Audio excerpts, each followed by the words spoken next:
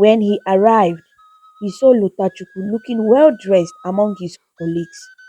However, when Okechukwu called out to him, Lotachukwu denied knowing who Okechukwu was and left him standing, bewildered, as he walked away with his co-workers.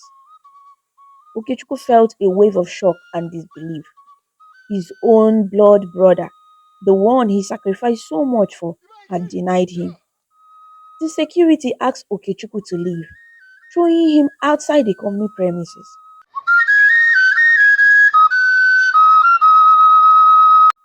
Once upon a time, in the beautiful land of Atani in Igbo land, there lived two brothers named Okechukwu and Lotachukwu.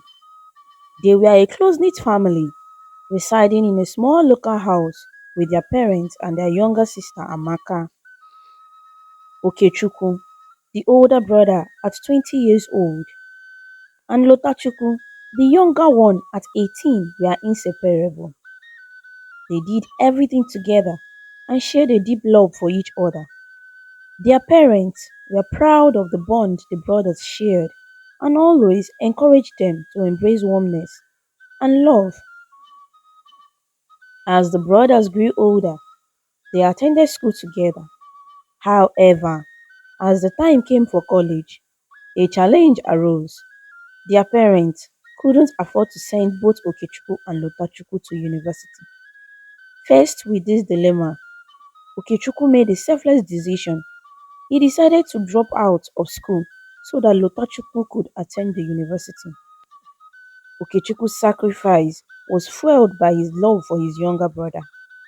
Lotachukwu, feeling grateful for his brother's sacrifice, promised to make Okechukwu and their parents proud. The family, though facing financial difficulties, continued to support each other with love and encouragement. And so, the brothers embarked on different paths, one working hard to support the family, and the other attending university with determination. Okechukwu worked really hard at home to help his family. He did all sorts of jobs like working in people's farms, pushing a wheelbarrow at the village market, and even doing bricklayer jobs. He wanted to support his parents and make sure his younger sister Maka had everything she needed. One day, his father, Mazikanayo, got very sick and couldn't continue his teaching job at the community primary school. This made the workload even harder for Okechukwu, but he never complained.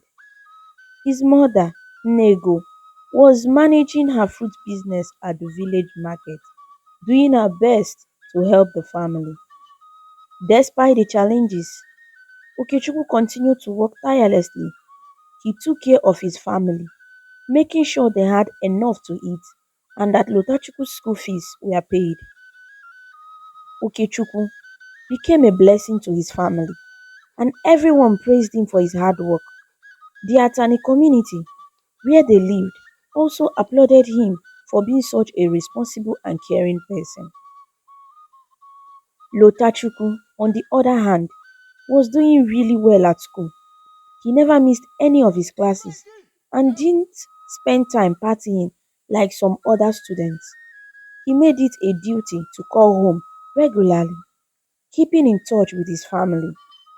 Whenever he called, he would talk to Okechukwu for hours, telling him everything that was happening at school. He appreciated Okechukwu for the love and support, and Okechukwu in turn would give him advice and pray with him over the phone. Their bond was so tight that they never fought or had issues. They respected each other a lot. Lotachukwu continued to thrive in his studies, doing his best to make his family proud. His dedication to his education and the love and support from Okechukwu motivated him to work hard. Despite being away at school, Lotachukwu always felt connected to his family through these phone calls, making the distance feel a little smaller. 5 years later, Lotachukwu graduated from the university, and when he returned home, there was immense joy in their family. Okechukwu hugged Lotachukwu tightly and said, "Congratulations, dear brother, you made it." Their parents were overjoyed, thanking God for the success. Amaka and their mother prepared a delicious meal with the bushmeat Okechukwu brought, and the celebration began. The house was filled with happiness as visitors came to welcome Lotachukwu. Neighbors congratulated him, and everyone had big smiles on their faces. Even their father, though still sick, joined in the celebration. Later that night, they all gathered in their living room. Lotachukwu shared stories about his journey at school, expressing gratitude to Okechukwu and their parents for their support. The family listened with pride, cherishing the moment of togetherness and the triumph of Lotachukwu's graduation. The love, laughter, and shared stories made the night a memorable one, showing the power of family bonds and the joy that comes from celebrating each other's successes. Days passed, and Lotachukwu shared with his family that he planned to go to the city to look for a job. He explained that he didn't have any money left for the journey. Okechukwu, being a caring brother, went into their room and came out with some money. He handed it to Lotachukwu, wishing him luck in his job search. Lotachukwu was grateful for the support and left for the city the next day. After weeks of searching, Lotachukwu returned with exciting news. He got a job. He told his family that he would be moving to the city permanently. Okechukwu felt a bit sad but encouraged Lotachukwu to go for this opportunity.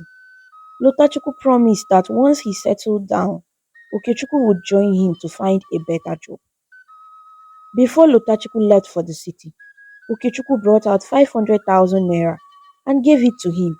He explained that it was his life savings and asked Lotachukwu to use it for rent, buy some household items, and get suits and shoes for work. Lotachukwu and their parents were grateful, thanking Okechukwu for all his sacrifices. With hugs and goodbyes, Lotachukwu left for the city, ready for a new chapter in his life. As Lotachukwu started his new life in the city, he was determined to achieve a great things and lift his family out of poverty. With hard work, he was promoted at his job, and as a reward, he was given a house and a car. He continued to work diligently, but something changed. Unfortunately, Lotachukwu seemed to forget about his family. He forgot the promise he made to Okechukwu, his sick father, and even Amaka's school. After getting the promotion, he stopped calling them on the phone. Okechukwu, who used to have long conversations with his brother, felt left out and worried.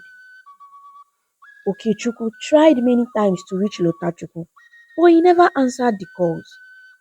It got so concerning that Lotachukwu even blocked Okechukwu's number. Okechukwu was puzzled because his brother Lotachukwu was not a bad person. Why was he ignoring him and their family? This turn of events left Okechukwu feeling sad and troubled. He wondered why his brother, who used to be so close, was now distant and disconnected. Little did he know, there was more to Lotachukwu's story in the city. As Okechukwu and his family became increasingly worried about Lotachukwu's silence, they decided to send Okechukwu to the city to check on his brother and make sure he was safe. Armed with Lotachukwu's address, Okechukwu set off on the journey. Upon reaching Lotachukwu's former house, he was shocked to learn from the new occupants that Lotachukwu had moved out months ago. Perplexed, Okechukwu decided to go to Lotachukwu's office, hoping to find some answers. When he arrived, he saw Lotachukwu looking well dressed among his colleagues. However, when Okechukwu called out to him, Lotachukwu denied knowing who Okechukwu was and left him standing, bewildered, as he walked away with his co-workers. Okechukwu felt a wave of shock and disbelief. His own blood brother, The one he sacrificed so much for had denied him. The security asked Okechukwu to leave, throwing him outside the company premises. Undeterred, Okechukwu waited patiently outside the gate for closing time, determined to confront Lotachukwu and understand why he had denied him. When Lotachukwu finally drove out after work, Okechukwu approached him and asked for an explanation. Lotachukwu callously remarked that they were not on the same level, expressing concern that Okechukwu's appearance might create the wrong impression about his social status. He advised Okechukwu to go back to the village, promising to visit whenever he could. Lotachukwu then drove off, leaving Okechukwu alone with tears streaming down his face. Okechukwu struggled to comprehend the sudden change in his brother's attitude. Standing there for a long time, he wiped away his tears and eventually made his way back to the village, carrying the heavy burden of betrayal and confusion. The once unbreakable bond between the brothers now faced an unexpected and heartbreaking challenge. Okechukwu returned home and shared the heartbreaking story of his encounter with Lotachukwu in the city. His parents were deeply saddened by the news and encouraged Okechukwu to focus on his own path and continue working hard. Despite the pain, Okechukwu heeded his parents' advice and persevered in his hustle. In the city, Lotachukwu lived a lavish life, changing cars and enjoying all the luxuries. He spent money on women and helped strangers, but forgot about his family, never bothering to check up on them. Okechukwu felt a profound sense of betrayal by his only brother, and his heart was heavy with sorrow. Undeterred, Okechukwu continued his daily hustle, and amidst the challenges, he found solace in the companionship of a wonderful woman named Linda. They fell in love and got married, and God blessed them with a beautiful daughter named Ada. Linda, a hardworking woman herself, joined Nego in the market every day and also hawked fruits while carrying baby Ada on her back. Together, they worked tirelessly to ensure their family never went hungry. Okechukwu and Lina's love for each other, occupied with their strong work ethic, became a source of inspiration for the entire community. Despite the pain caused by Lotachukwu's betrayal, Okechukwu found a new purpose in building a loving and resilient family with Linda. One sad day, Mazi Kanayo's health got worse and he didn't make it. He passed away, leaving the family in deep sorrow. Before he left, Papa made Okechukwu promise to bring the family together. Okechukwu, though heartbroken, tried reaching out to Lotachukwu without success. Instead, he used Linda's phone to call Lotachukwu, who picked up and asked who was calling. Okechukwu shared the news that Papa had passed away and hung up. Feeling sad and a bit remorseful, Lotachukwu couldn't ignore his father's passing. He had no choice but to travel back to the village for the funeral. However, instead of staying at his father's house, he lodged at a hotel. The next day, he went to the house, but Nego, his mother, was so sad that she refused to talk to him. Okechukwu too couldn't bring himself to say anything, and even Amaka, his younger sister, was filled with sadness. That night, they gathered in their living room to discuss funeral preparations and what was needed. Lotachukwu, not letting them finish, said he would take care of the expenses because he knew Okechukwu was very poor and couldn't afford anything. Okechukwu, feeling angry and wanted to retaliate, was stopped by his mom. Nego told Lotachukwu to proceed with the burial expenses. During the burial period, Lotachukwu showed no remorse. He left their house every night to sleep at a hotel and only returned in the morning. His family didn't ask him about his reasons because they already knew. The burial went well and everything was taken care of. But the distance between Lotachukwu and his family seemed to grow even wider. After the burial, Okechukwu, as the eldest son, called for a family meeting and they all gathered in the living room. He began by appreciating everyone for their support during the funeral. Then Okechukwu shared Papa's last wish, urging the family to reconcile their differences. He asked them to open up if anyone had wronged them. Okechukwu turned to Lotachukwu, asking him to share what had made him hate and neglect the family for years. However, Lotachukwu got angry and warned Okechukwu never to summon him for such meetings again. He insulted Okechukwu, calling him names like a poor church rat, evil man, heartless, and wicked. Lotachukwu even claimed that Okechukwu wanted to kill him and take his money and wealth. He declared that he was leaving and would never come back, dropping a bundle of money on the table, telling them to get on with their lives. As Lotachukwu was about to leave, Okechukwu called him back. He reminded Lotachukwu of their humble beginnings, how he sacrificed his future for Lotachukwu to go to school, toiled to raise money for his education, and even gave him his life savings of 500,000 naira. Okechukwu pleaded with Lotachukwu to remember his promises to look after the family. Lotachukwu, however, laughed and accused Okechukwu of having ulterior motives. He asked Okechukwu to send his account number so he could return every penny spent on him, including the 500,000 naira. After saying that, Lotachukwu left angrily. Okechukwu was in tears and Linda comforted him. Amaka took Nego inside, trying to shield her from the painful situation. The family, once close knit, now faced the harsh reality of Lotachukwu's changed heart. The pain of betrayal weighed heavily on Okechukwu's shoulder as he grappled with his brother's unexpected hostility. Lotachukwu returned to the city, continuing his life there, while Okechukwu, Nneko, Linda, and Amaka, alongside with little baby Ada, continued their journey in the village. One day, after a busy day, Linda called Okechukwu into their room.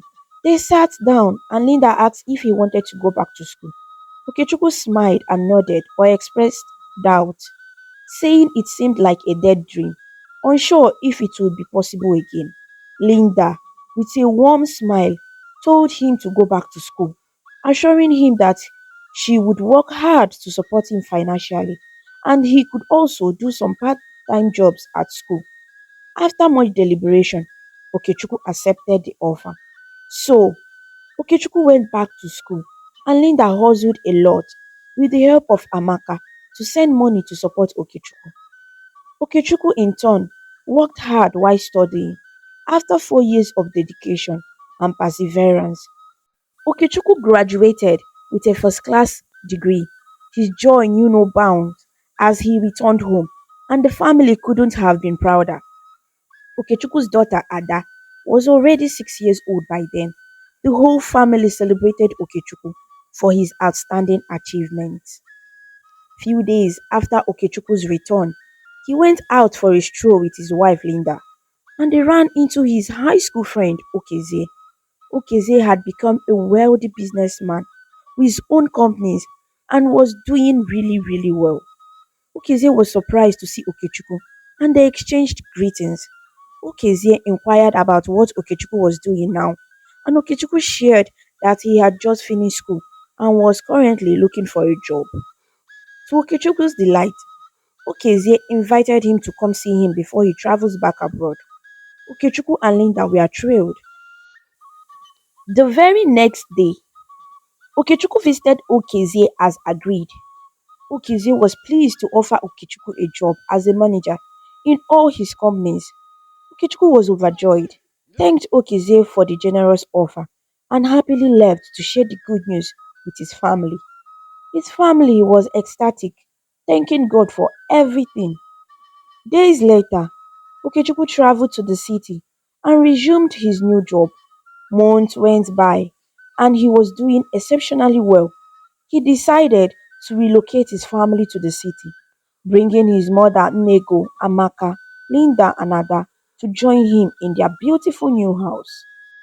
Okechukwu also renovated his father's house, turning it into a massive and comfortable home. Their lives changed for the better. Linda opened a fashion house after attending a fashion school, and Amaka went back to school to further her education. Nego decided to take a break and rest, focusing on taking care of Ada, and they all found happiness in their new life. Okechukwu was grateful for the success he had achieved. He became 10 times richer than Lotachukwu, but remained a humble and kind soul. Several years later, something unfortunate happened to Lotachukwu. He lost his job. He got scammed of the company's money, was arrested, fired, and his bank account was emptied. He had nothing left, and all his possessions, including his house and cars, were gone. Lotachukwu wandered the city, seeking help. One day, while begging for food at a restaurant, Okechukwu crossed paths with him.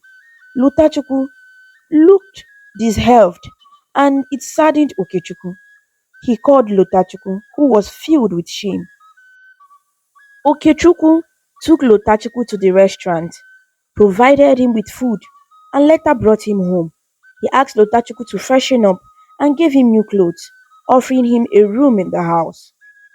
Lotachukwu was speechless, unable to comprehend Okechukwu's kindness.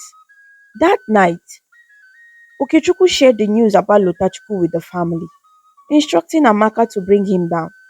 When Amaka went to call him, she found Lotachukwu lifeless. He had taken his own life. The family rushed into the room, pushing him and calling for him to wake up, expressing forgiveness despite all the pain he caused. However, Lotachukwu was gone. Okechukwu noticed a letter on his bed.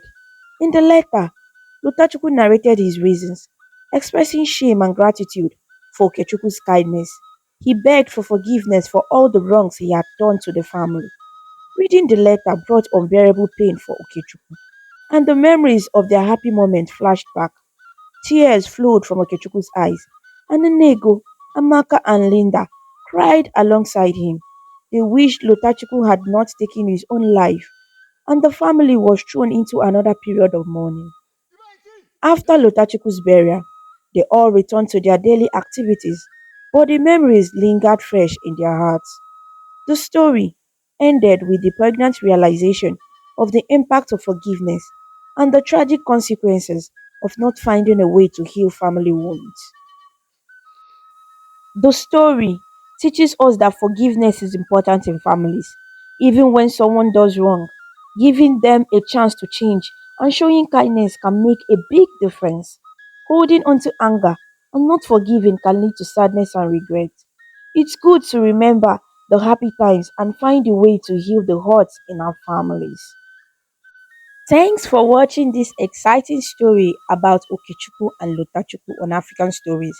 If you liked it and felt happy with their journey, please show your support by clicking the like button, sharing with your friends, and leaving a comment below. To see more interesting stories and learn about different cultures, subscribe to African Stories and don't forget to ring the notification bell so you never miss a new story. Your support means a lot and helps us bring more stories to you. Until we meet again, stay connected, stay inspired, and keep smiling.